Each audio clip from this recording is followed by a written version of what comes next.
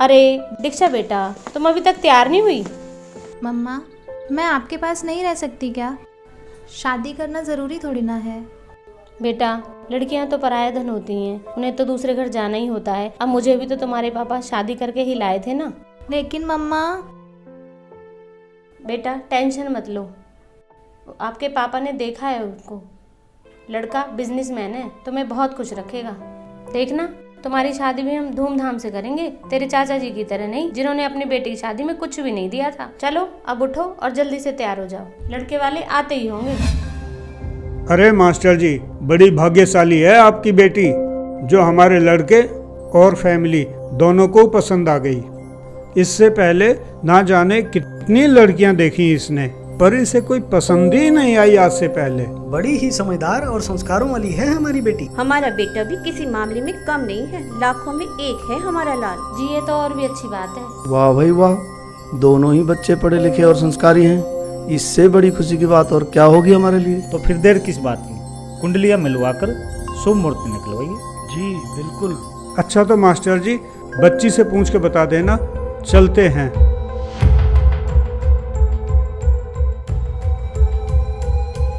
और हाँ मास्टर जी, एक बात और कहनी थी आपसे। वैसे तो हमारी कोई डिमांड है नहीं, आपने हमारा स्टेटस तो देखा ही है, उसका जरूर ध्यान रखना, क्योंकि लोग हमसे कुछ ज़्यादा की उम्मीद रखते हैं। देखिए मास्टर जी, आपने जो निशा बेटी की शादी में दहेज दिया था उतना तो आप देंगे ही। बाकी मेहता जी, वो गाड़ी वाली बात एक बार अरुण बेटे से और पूछ लीजिए, उनको कौन सी गाड़ी पसंद है। लगे हाथ मास्टर जी को बता भी देंगे। अरे वो तो मास्टर जी देख ही लेंगे।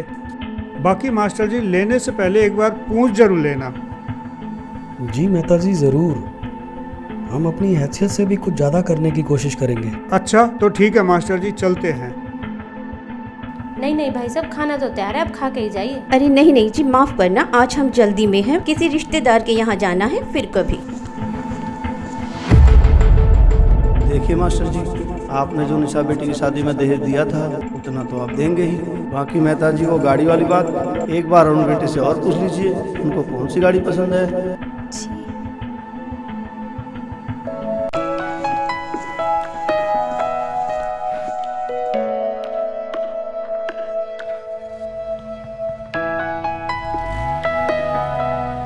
ठीक है तो मास्टर जी, चलता हूँ, इजाज़त दीजिए। अरे नहीं नहीं शर्मा जी, आप तो खाना खाकर ही जाना।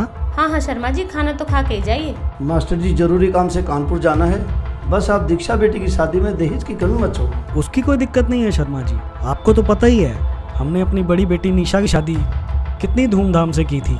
हमारी बेटी सुखी रहनी चाहिए, हमें कोई दिक्कत नहीं है दहेज देने में। देखो मास्टर जी, उन्होंने मुझे कहा दहेज की बात करने को, सोचा आपको बता दूं ताकि बाद में कोई दिक्कत ना हो। अब आपको तो पता ही है मास्टर जी, वो हाई सोसाइटी के लोग हैं और लड़का भी बिजनेसमैन है, जो उनकी डिमांड भी इसी तरह की है। ओके नमस्कार, चलता हूँ।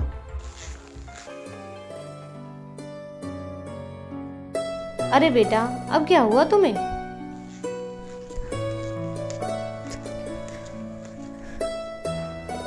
मम्मा प्लीज, नहीं करनी मुझे ये शादी। अरे बेटा, तुम्हें तो खुश होना चाहिए, कितना अच्छा परिवार मिला है तुम्हें। जैसे निशा बेटी की शादी धूमधाम से हुई है, वैसे ही तुम्हारी शादी भी हाई सोसाइटी में होगी, तुम्हारी बहन निशा की तरह। हाँ मम्मा, ऐसी जगह शादी कर दो कि मैं भी रोज रोज मरने की सोचूं दीदी की तरह। दीक्षा बेटा, ये क्या बोल रहे हो आप? मरने की बात और निशा के मन में हो नहीं सकता। हाई सोसाइटी में शादी हुई है उसकी, बढ़िया घर बार है, भला वो क्यों सोचेगी ऐसा? बेटा सच सच बताओ, बात क्या है? हाँ हाँ दीक्षा, बोलो बेटा बोलो। पापा, जिन्हें आप हाई सोसाइटी के और अच्छे व्यक्ति मानते हो, वो एक नंबर के घटिया और लालची लोग हैं। मैं जब पिछले महीने निशा दीदी के घर गई थी तो मैंने देखा। अरे दीक्षा, दीक्षा तू? हाँ दीदी, मैं। और कैसे हो आप? मैं ठीक हूँ, तू कैसी है? बस बिल्कुल ठीक। अंदर आजा। पता है, मम्मा तो मना कर रही थी कि अकेली कहाँ जाएगी, लेकिन मैं मानी ही नहीं। अरे रूपाली जी, हमारी बहू तो कैश, ज्वेलरी, फर्नीचर सब कुछ लेकर आई है। अच्छा, तब तो आपकी मौज हो गई होगी सुनीता जी। हाँ रूपाली जी, जब से हमारे घर बहू आई है हमारी तो मौज हो गई है। आप बताइए। अरे क्या बताएं सुनीता जी, हमारे घर तो ऐसी अभागन आई है कि अपने घर से तो कुछ लाई नहीं। शादी में तो कह रहे थे उम्मीद से ज्यादा देंगे, मगर दिया ही क्या, एक छोटी सी गाड़ी, थोड़ा सा कैश और कुछ ज्वेलरी देकर अपने घर का बोझ हमारे सर पर मढ़ दिया। लो, महारानी की बहन आई हैं।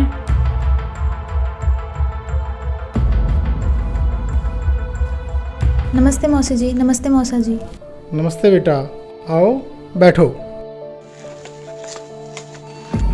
अरे मेरे कपड़े कहाँ हैं? जी वो तो अलमारी में रखे हैं।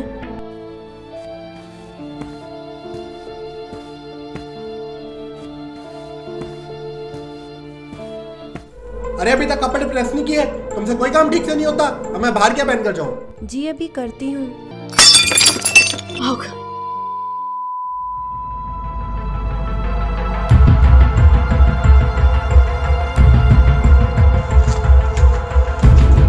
अरे देख कर नहीं चल सकती, करम जली, नुकसान कर दिया।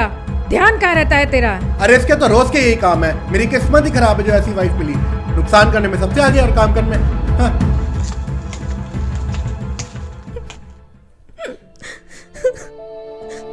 दीक्षा बेटा, काम करने के तरीके से पता लगता है कैसे संस्कार मिले हैं इसको। विक्रम के बहुत रिश्ते आए थे। जी बिल्कुल, हमारी तो मती मारी गई थी, विक्रम को ये पसंद आई।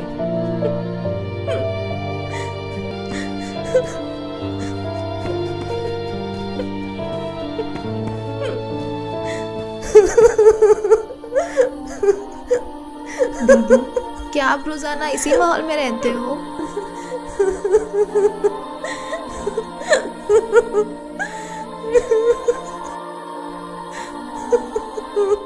मैं क्या बताऊं दीक्षा, मैं अपनी तरफ से हर कोशिश करती हूँ इन सबको खुश रखने की।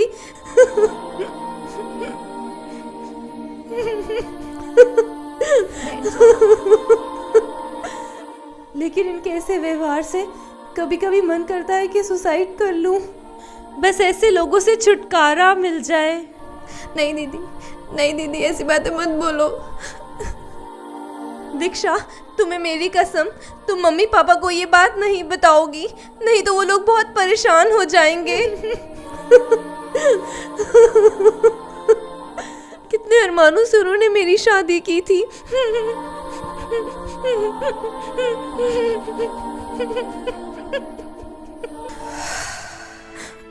हाँ तो पापा जी, क्या ही नहीं कहते हाई सोसाइटी के एजुकेटेड लोग, जिनके अंदर इंसानियत नाम की चीज नहीं होती। छी, बाहर में जाए ऐसी सोसाइटी। बस दीक्षा, बस करो। अपने हिसाब से हमने रिश्ता अच्छा ही देखा था, और क्या नहीं किया हमने निशा की शादी में। लेकिन तो तुम क्या चाहती हो? तुम्हारे चाचा की तरह ऐसे समाज में तुम्हारी शादी कर दूं जो किसी रीति रिवाज को नहीं मानते? माफ करना पापा जी, लेकिन कौन से रीति रिवाजों को मानने की बात कर रहे हैं आप? इन रीति रिवाजों को मानने वाले लोगों ने ही तो दीदी जैसी लाखों लड़कियों को इतना प्रताड़ित कर रखा है कि वो आत्महत्या करने पर मजबूर हो जाती हैं। और रही बात मीनाक्षी दीदी की, तो मैं आपको उनकी सच्चाई बताती हूँ कि चाचा जी ने किस सोसाइटी में शादी की है अपनी बेटी की।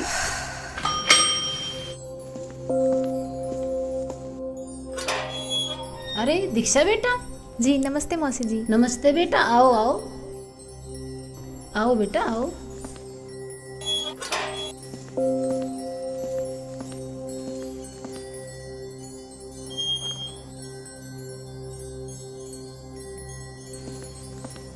अरे मीनाक्षी, देखो तो जरा कौन आया है। बेटा बैठो।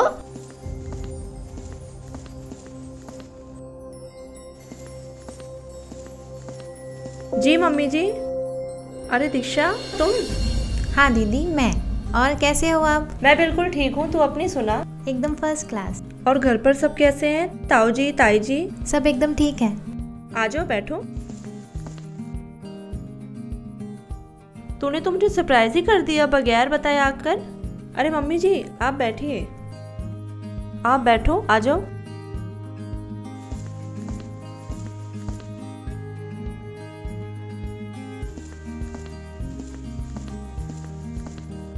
और सुना बेटा, घर पर सब कैसे हैं? जी सब बढ़िया। आप बताओ, आप कैसे हो? बस बेटा परमात्मा ने मौज कर रखी है। मीनाक्षी देखना बेटा गेट पर कौन है। जी मम्मी जी, देखती हूँ।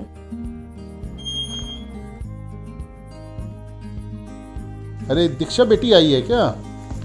नमस्ते मौसा जी। नमस्ते जीजू। नमस्ते बेटा, बैठो बैठो आप। और कैसे हो बेटा? जी बिल्कुल ठीक। और दीक्षा, क्या कुछ चल रहा है आजकल? कुछ नहीं जीजू, IAS की तैयारी कर रही हूँ। ये तो बहुत ही अच्छी बात है।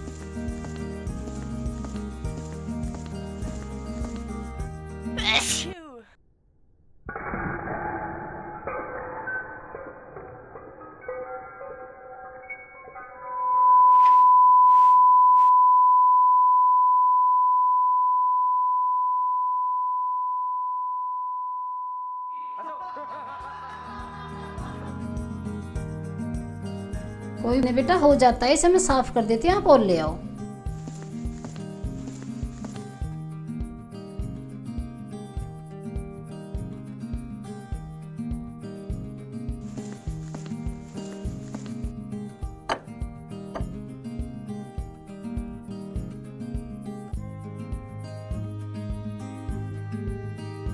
और दीक्षा बेटा, पापा ठीक है? जी मौसा जी। मीनाक्षी बेटा, दीक्षा बेटा को अपने कमरे में ले जाओ। दूर से आई है, थक गई होगी, आराम कर लेगी। जी पापा जी। चलो दीक्षा।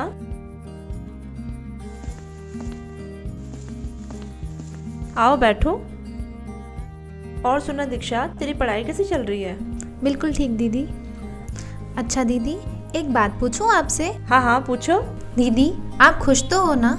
चाचा जी ने बिना किसी लेन देन व धूमधाम के बिल्कुल साधारण तरीके से आपकी शादी की थी। ये लोग आपको परेशान तो नहीं करते ना? बिल्कुल नहीं दीक्षा, बल्कि इस घर में आकर तो मुझे एहसास हुआ कि यहाँ बहू को भी बेटी जैसा प्यार मिलता है। लाखों रुपए खर्च करने के बाद भी ऐसा समाज, ऐसा परिवार नहीं मिलता। और हाँ, ऐसा नहीं है कि पापा ने कुछ देना नहीं चाहा। वो तो पहले से ही मेरी शादी में बहुत कुछ देना चाहते थे, लेकिन इनकी फैमिली ने दहेज के लिए साफ मना कर दिया कि हमें कुछ नहीं चाहिए। ओह अच्छा। पहले तो हमें लगा कि ये लोग वैसे ही मना कर रहे हैं, दहेज तो देना ही है। लेकिन फिर हमें पता चला कि संत रामपाल जी के शिष्य हैं और दहेज लेना उन्होंने मना कर रखा है। फिर उन्होंने हमें एक बुक दी, जीने की राह, और कहा कि हम अपने संत रामपाल जी के नियमों को नहीं तोड़ सकते। फिर पापा जी ने भी हाँ करनी पड़ी। अच्छा दीदी, एक बात बताओ, क्या आपने भी संत जी से नाम दीक्षा ले ली? हाँ दीक्षा, अब मैंने भी संत रामपाल जी से नाम ले लिया है। दीक्षा, शादी के बाद तेरे जीजू ने मुझे बताया कि संत रामपाल जी क्या ज्ञान बताते हैं। इसके बाद उन्होंने मुझे एक बुक दी, जीने की राह, और कहा इसे पढ़िए। और उन्होंने कहा उनके सत्संग सुनिए और उनके बारे में जितना सर्च करना चाहो करो, और जब आपको लगे कि वह सही हैं तब आप भी नाम ले लेना। अच्छा दीक्षा, यकीन मानना, जब मैंने संत रामपाल जी का ज्ञान सुना तो मुझे जो भी लगे गुरु मंडलेश्वर, शंकराचार्य, उनसे मैंने संत रामपाल जी के ज्ञान को कंपेयर किया। तब मुझे पता लगा कि हाँ, वाकई में संत Rampal ji right way of worship बताते हैं, जिसे वो सभी धर्म ग्रंथों से प्रमाणित करके दिखाते हैं। लेकिन दीदी, आपको तो शुरू से ये बाबा वगैरह पसंद नहीं थे, तो फिर? हाँ दीक्षा, सही कह रही हो। हर रोज बाबाओं को लेकर नए खुलासे हो रहे हैं, इसलिए कुछ दिन तो मैंने भी संत रामपाल जी को एक आम बाबा ही माना था। लेकिन जब मैंने उनकी असलियत और ज्ञान को सुना तब मुझे पता चला कि मनुष्य जीवन बार बार नहीं मिलता, 84 लाख योनियों में महाकष्ट है। दीक्षा, संत रामपाल जी पर संदेह करना मूर्खता की पहचान है। ओके। हाँ, फिर जब मुझे हर तरफ से संतुष्टि हो गई तब मैंने तेरे जीजू से कहा कि आप मुझे भी संत रामपाल जी से नाम दीक्षा दिला दीजिए। तब उन्होंने आश्रम ले जाकर मुझे नाम दीक्षा दिलाई। और हाँ, एक और कमाल की बात मैंने ये देखी कि हजारों की भीड़ में मुझे एक भी नशा करने वाला व्यक्ति नहीं मिला। नहीं तो दीक्षा, तुम ही बताओ, इतनी भीड़ में कम से कम बीड़ी सिगरेट पीने वाला कोई ना कोई तो मिल ही जाता है। जी बिल्कुल। हाँ, और फिर इसके बारे में मैंने तेरे जीजू से पूछा, तभी उन्होंने मुझे बताया कि यही तो खासियत है संत रामपाल जी महाराज के अनुयायियों में कि वे नशा करना तो दूर, चोरी, ठगी, रिश्वतखोरी जैसी बुराइयां करना तो दूर, किसी प्रकार का सहयोग भी नहीं देते। दीदी, मैंने तो यहाँ तक सुना है कि संत रामपाल जी के अनुयायी नशे को हाथ तक नहीं लगाते। हाँ, बिल्कुल सही सुना है तुमने दीक्षा। तुझे पता है, इस घर में मुझे बेटी से भी ज्यादा प्यार मिल रहा है, जिसकी उम्मीद मुझे शादी से पहले 1% भी नहीं थी। और ऐसा सिर्फ और सिर्फ संत रामपाल जी के ज्ञान आधार से ही है। ये तो बहुत अच्छा हुआ दीदी। अब आप लोग ही बताओ कौन सुखी है। बेटी, आज आपने ये सच्चाई बताकर हमारी आंखें खोल दी। हमने तो कभी सोचा भी नहीं था कि संत रामपाल जी के ज्ञान आधार से इतना स्वच्छ समाज बन रहा है। हाँ दीक्षा बेटा, हमने तो मीडिया के माध्यम से संत रामपाल जी महाराज के बारे में हमेशा गलत ही सुना था, लेकिन वो तो सच्चे संत हैं। काश हमें पहले पता चल जाता तो हमारी निशा बेटी की ज़िंदगी नरक होने से बच जाती। लेकिन तुम टेंशन मत लो, हम तुम्हारी शादी तुम्हारे चाचा जी की तरह बिल्कुल संत रामपाल जी महाराज के बताए हुए ज्ञान के आधार पर ही करेंगे।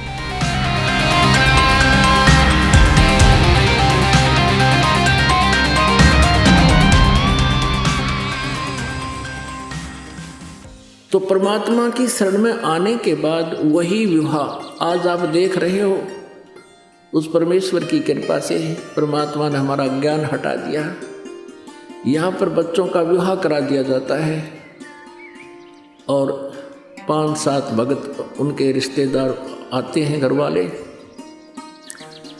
और यहाँ आश्रम में उनका 10 रुपये खर्च नहीं होता। सिंपल रोटी जो रोज़ हम बनाते हैं वही खाएंगे। ये ड्रामाबाजी हमने नहीं करनी। बच्चों का संयोग परमात्मा जोड़ता है। हमारे इस नाटकबाजी से विवाह नहीं होता। विवाह तो मालिक ने कर रखा होता है और वचन से बच्चे एक दूसरे से जोड़े जाते हैं। जो लाखों रुपए में विवाह हुआ करता था, यहाँ वो फ्री ऑफ कॉस्ट हो रहा है। तो संस्कार चेंज कर दिए परमात्मा ने, वो हमारा लेन देन खत्म कर दिया और एक न्यारी उमंग होती है ऐसे सिंपल ब्याह करने में। तो पुण्यात्माओं, जिनके संतान नहीं है और ये भक्ति मार्ग जिनको मिल गया, उनको विश्वास भगवान पर हो गया कि जो मालिक कहता वो सही है, उनका कल्याण तो होया पड़ा है। और दूसरे जिनकी दृढ़ विश्वास मालिक पर हो गया, संतान भी है, बच्चा ने भी लाओ लाइन पर, कल्याण उनका भी गारंटेड है। इसलिए इस काल की व्यवस्था से अपने विचारों को ऊंचा उठाओ, परमात्मा पर विश्वास रखो। जो वो करते हैं वो सही करते हैं। मानुष जन्म पाए कर नहीं रटे हरि नाम, जैसे कुआं जल बिना फिर बनवाया क्या काम। दोस्तों, आपने देखा कि जब दीक्षा संत रामपाल जी महाराज से नाम उपदेशी परिवार में जाती है तो ये देखकर हैरान हो जाती है कि देश में ऐसे भी परिवार हैं जो दहेज लेना पाप समझते हैं। कठोर से कठोर कानून बनाने के बाद भी सरकार की नीतियां दहेज लोभियों के सामने बोनी प्रतीत हो रही हैं। लाखों परिवारों को इस दहेज रूपी राक्षस ने बर्बाद कर दिया। संत रामपाल जी महाराज के आध्यात्मिक ज्ञान से दहेज जैसी बुराई ही नहीं बल्कि अन्य बुराइयों का भी अंत होता जा रहा है। दोस्तों, संत रामपाल जी महाराज के भक्ति नियमों पर चलते हुए इनके शिष्यों ने एक मिसाल कायम की है कि न तो दहेज लेंगे और न ही दहेज देंगे। संत रामपाल जी के इस नियम पर चलते हुए एक खुशहाल और सभ्य समाज तैयार हो रहा है। लाखों शादियां बिना दहेज, बिना बाहरी आडंबर के हो रही हैं, जिससे समाज में सुख और शांति स्थापित हो रही है।